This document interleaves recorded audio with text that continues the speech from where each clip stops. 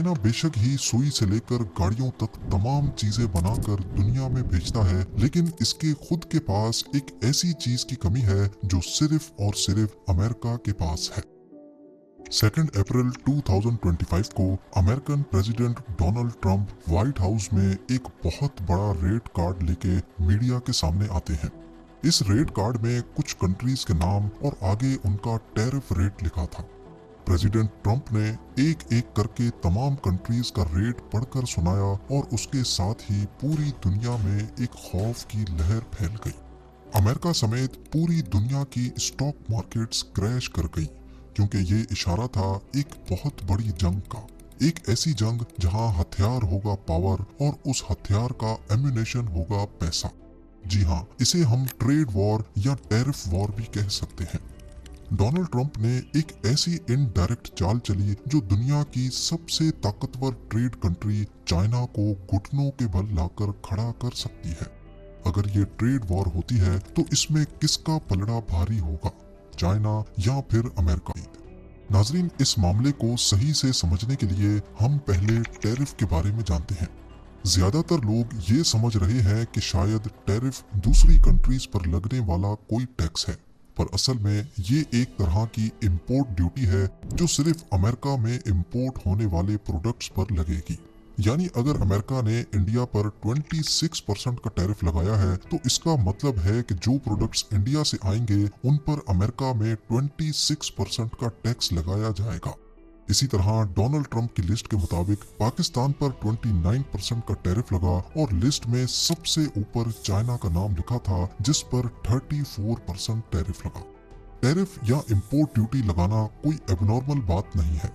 हालांकि इसी लिस्ट में देखा जाए तो इंडिया ने अमेरिका पर 52%, पाकिस्तान ने 58% और चाइना ने 67% का रेट ऑलरेडी लगाया हुआ है। टैरिफ का फायदा किसी भी कंट्री के लिए प्रोडक्ट्स पर टैक्स लगाकर पैसा कमाना नहीं होता, बल्कि ये तरीका होता है अपनी लोकल इंडस्ट्री को बचाने का। मिसाल के तौर पर हार्ले डेविडसन, जो अमेरिकन मोटरसाइकिल का एक प्रीमियम ब्रांड है, जब ये बाइक अमेरिका से इंडिया में आती है तो इस पर इंडियन सरकार 100% टैक्स लगाती है। मान लें कि हार्ले डेविडसन के किसी मॉडल की प्राइस 1.5 लाख है और अगर इंडिया में इस पर टैक्स नहीं लगाया जाता तो ये बाइक इंडिया में लोकली बनने वाली रॉयल एनफील्ड की कीमत पर ही मिलने लगेगी। तो अब कस्टमर्स को जब एक ही प्राइस में दोनों बाइक्स मिलेगी तो हर कोई अमेरिकन ब्रांड की बाइक लेना पसंद करेगा। इससे होगा ये कि इंडिया की लोकल बाइक इंडस्ट्री को काफी नुकसान होगा। इसीलिए टैरिफ या इंपोर्ट टैक्स लगाकर बाहर से आने वाली बाइक्स को जानबूझकर महंगा किया जाता है। इसके कई फायदे सामने आते हैं।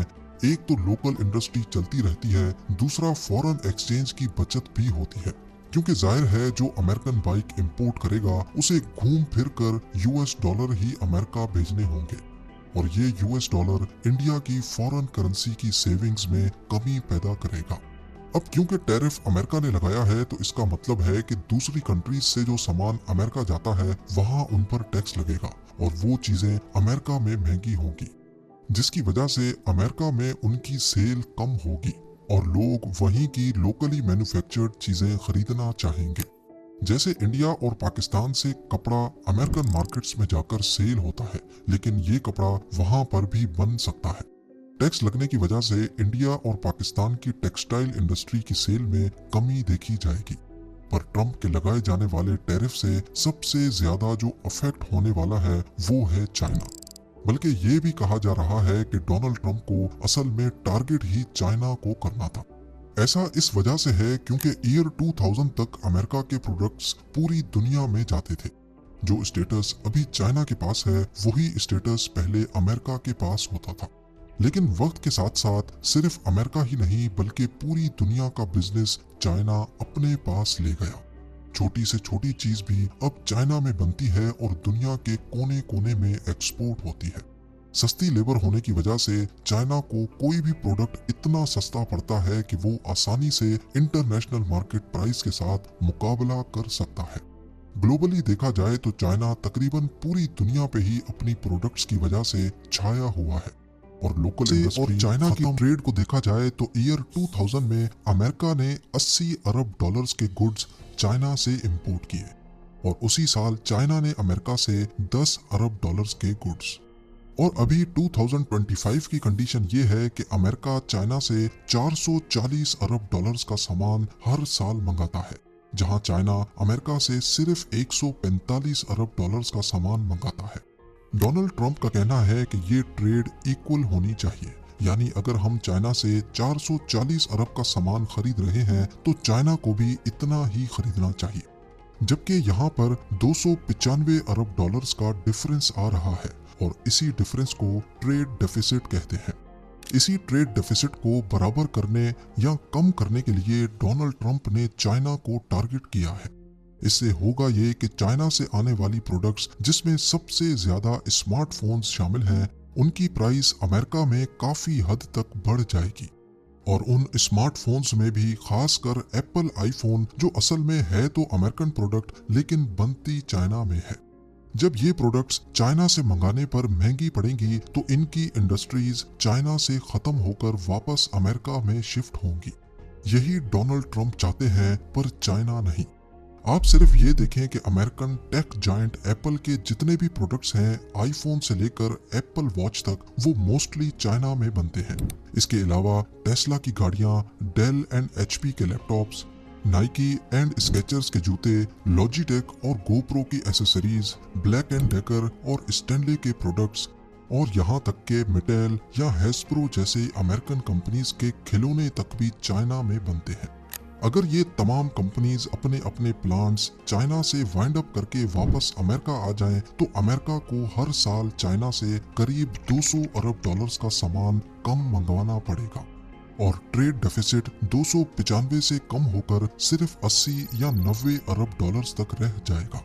पर बेशक अमेरिका को एक तरफ फायदा तो होगा, लेकिन अमेरिका में प्रोडक्शन कॉस्ट ज्यादा होने की वजह से ये प्रोडक्ट्स ज्यादा महंगे पड़ेंगे और घूम फिरकर इन कंपनीज का ही नुकसान होगा। पर ऐसा मालूम होता है कि डोनाल्ड ट्रंप चाइना की मोनोपोली हर कीमत पर तोड़ना चाहते हैं, फिर बेशक उनको खुद ही नुकसान क्यों ना उठाना पड़े। दूसरी तरफ चाइना भी नहीं चाहता कि ऐसा हो, और इसी वजह से जब ट्रंप ने चाइना की प्रोडक्ट्स पर टैक्स बढ़ा दिया तो चाइना ने भी अमेरिकन प्रोडक्ट्स पर मजीद टैक्स लगा दिए और अब ये मामला एक ट्रेड वॉर की शक्ल इख्तियार करता दिख रहा है। ना ही चाइनीज प्रेसिडेंट पीछे हट रहे हैं, ना ही डोनाल्ड ट्रंप का कोई इरादा लग रहा है। दोनों कंट्रीज ने एक दूसरे पर इतने ज्यादा टैक्सेस लगा दिए हैं कि चाइना से अगर कोई चीज $10 की आती है तो अब वो डबल कीमत पर आने लगेगी, और चाइना में भी कुछ ऐसा ही हाल है। पर यहाँ देखना ये है कि इन दोनों पावर्स में पलड़ा किसका ज्यादा भारी है। इस ट्रेड वॉर में जो देर तक सरवाइव कर गया, जीत उसी की है। देखा जाए तो अमेरिका चाइना से ज्यादातर टेक आइटम्स इंपोर्ट करता है, यानी मोबाइल फोन्स, लैपटॉप्स, इलेक्ट्रॉनिक्स या फिर खिलौने। अगर ये प्रोडक्ट्स कुछ अरसे तक इंपोर्ट ना भी की जाएं तो अमेरिका को इतना ज्यादा फर्क नहीं पड़ेगा, या अगर किसी और कंट्री से ये प्रोडक्ट्स इंपोर्ट की जाएं तो ज्यादा से ज्यादा ये थोड़ी महंगी पड़ेंगी। लेकिन चाइना अमेरिका से एक ऐसी चीज मंगाता है जिसके बगैर चाइना का गुजारा बहुत मुश्किल है। जी हाँ, और यही प्रोडक्ट शायद आने वाले महीनों में चाइना के लिए बड़ा मसला खड़ा कर सकती है। आइए जानते हैं। चाइना की टोटल पॉपुलेशन 141 करोड़ है, यानी अमेरिकन पॉपुलेशन से 315% ज्यादा। इस ज्यादा पॉपुलेशन को फीड करने के लिए जाहिर है खाना भी ज्यादा ही चाहिए, और सबसे बेसिक चीजें हैं वीट और राइस। पर मसला ये है कि चाइना के पास एग्रीकल्चर लैंड अपने पूरे एरिया का सिर्फ 13% है, यानी हर चाइनीज सिटीजन के लिए सिर्फ 0.23 एकड़्स। इस जमीन पर ज्यादातर सिर्फ गंदम और चावल किए जाते हैं ताकि बेसिक खाने के आइटम्स बाहर से ना मंगवाने पड़े। पर ये तो रहे सिर्फ बेसिक आइटम्स। चाइना में सूअर का गोश्त बहुत ज्यादा खाया जाता है, इतना ज्यादा कि पूरी दुनिया में सबसे ज्यादा सूअर की फार्मिंग चाइना में ही होती है। ईयर 2024 के रिकॉर्ड्स के मुताबिक चाइना में 40 करोड़ से भी ज्यादा सूअर हैं, यानी अमेरिका में इंसानों की आबादी से भी ज्यादा चाइना में सूअर पाए जाते हैं। पूरी दुनिया की पोर्क कंजम्पशन एक तरफ और चाइना की एक तरफ। अब जाहिर है इन 40 करोड़ सूअरों को खाने के लिए भी कुछ तो चाहिए। जिसके लिए इनको कॉर्न्स दिए जाते हैं शुगर के लिए और सोया बीन्स दिए जाते हैं प्रोटीन के लिए। इनकी फीड में 60% कॉर्न्स जबकि 40% सोया बीन्स होते हैं। कॉर्न्स की 80% प्रोडक्शन चाइना में ही होती है, जबकि बाकी 20% यूक्रेन से इंपोर्ट करना पड़ता है। पर सोयाबीन एक ऐसा प्रोडक्ट है जो सिर्फ अमेरिका और ब्राजील से इंपोर्ट होते हैं। हर साल सूअर की फीड के लिए China 5 crore ton soybean America से इंपोर्ट करता है और ये प्रोडक्ट कहीं और से इंपोर्ट करना भी मुश्किल है, क्योंकि सोयाबीन एक ऐसी फसल है जिसकी प्रोडक्शन किसानों को ज्यादा फायदा नहीं देती। 1 एकड़ में सिर्फ 1500 केजी का सोयाबीन हो सकता है, जबकि कॉर्न्स की बात की जाए तो 1 एकड़ में 6000 केजी। ये फसल सिर्फ वहीं हो सकती है जहां एग्रीकल्चर लैंड बहुत ज्यादा फारिग पड़ा हो, जैसा कि अमेरिका, क्योंकि अमेरिका की पॉपुलेशन बहुत कम है और जमीन बहुत ज्यादा। एक अमेरिकन शहरी के हिस्से में करीब 1.25 एकड़ जमीन आती है, चाइनीज शहरी के मुकाबले में 400% ज्यादा। तो इसी वजह से अमेरिका न सिर्फ अपने खानों की डिमांड खुद पूरी करता है, बल्कि इसके बाद भी इतनी जमीन बच जाती है जहां सोयाबीन लगाकर चाइना को एक्सपोर्ट किया जाता है। अब ऐसा नहीं है कि सूअर सोयाबीन के अलावा कुछ और नहीं खाते। चाइना पहले से ही ये खतरा भांप चुका था और उन्होंने फीड्स में ऑल्टरनेट चीजें भी ऐड करके देखी हैं, जैसे कैनोला सीड्स। ये सोयाबीन से सस्ते तो पड़ते हैं पर इनकी डाइजेशन कम होती है, तो खुराक ज्यादा देनी पड़ती है, यानी टोटल खर्चा ज्यादा होता है। उन्होंने पीनट्स या सनफ्लावर मील्स भी ट्राई की हैं, लेकिन इनमें इतना ज्यादा प्रोटीन नहीं होता जितना सोयाबीन में होता है, जिसके लिए एक्स्ट्रा सप्लीमेंट्स देनी पड़ती हैं, जिसमें और ज्यादा खर्चा होता है। अभी चाइना में एक नया एक्सपेरिमेंट किया जा रहा है जिसमें इंसेक्ट्स की फार्मिंग होगी और फिर वो इंसेक्ट्स सूअर को खिलाकर उनकी प्रोटीन डिमांड्स को पूरा किया जाएगा। पर अभी तक ये एक्सपेरिमेंट अपनी टेस्टिंग फेज में है। इसके अलावा चाइना एक ट्रेड सरप्लस कंट्री है, यानी यहाँ जितनी चीजें मैन्युफैक्चर होती हैं उसको चाइना अकेला कंज्यूम नहीं कर सकता। उनको जिंदा रहने के लिए अपने प्रोडक्ट्स हर सूरत में दुनिया को बेचने ही बेचने हैं। ट्रेड सरप्लस इकोनॉमी का सबसे बड़ा नुकसान ये होता है कि उनके पास खोने को बहुत कुछ होता है। दूसरी तरफ अमेरिका, जो एक कंज्यूमर मार्केट बनकर रह गई है, उसके पास खरीदने के बहुत सारे ऑप्शंस मौजूद हैं।